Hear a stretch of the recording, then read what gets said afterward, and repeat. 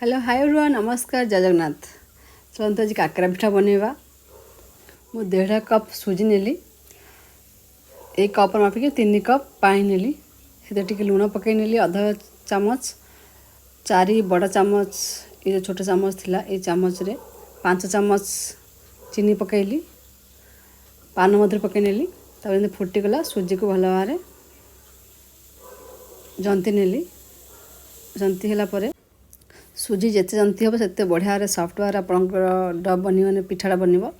तापर ताकू कभर कर 10 मिनट पर 10 मिनट पर देखूँ मोर आउ पूर फूर किसी देनी सेमती प्लेन बनैली।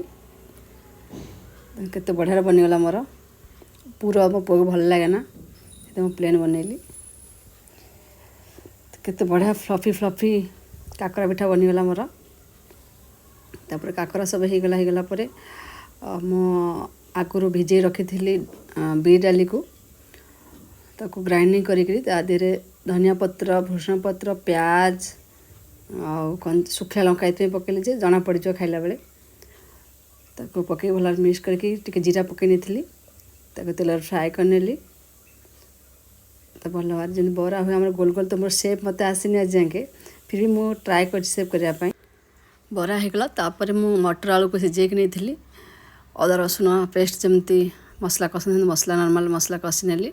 ऑयल बाहरला बाहर को से सिझे रखी मटर आलू को पकई नेली। आपन जी आपण पानी दे पारे मुझे अधिक पानी देती कहीं मो सांग घर को दबार था। आ 2 टंकिया गरम मसला पकई नेली जोटा घर आनी मोर सरीनी आउर किसी अच्छी। तापर 2टा हुइसिल मुझे देदेली।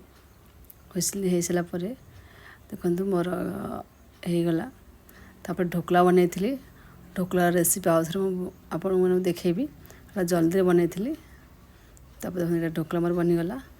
तो मो सांगर टिफिन बहुत दिन है टिफिन मु पैक कर नेली बरा काकरा ढोकला आउ तरकारी आ मो पुओ आम सब आम 3 जन बाढ़ी नेलु। पुओ खाई कौन कौच पुओ मामा बढ़िया है काकरा से जानी आना मामा यहाँ भल है पकड़ी भल है। तापर बहुत बढ़िया होता। मो वीडियो भल लगे प्लीज़ लाइक शेयर सब्सक्राइब भूल। नमस्कार जय जगन्नाथ।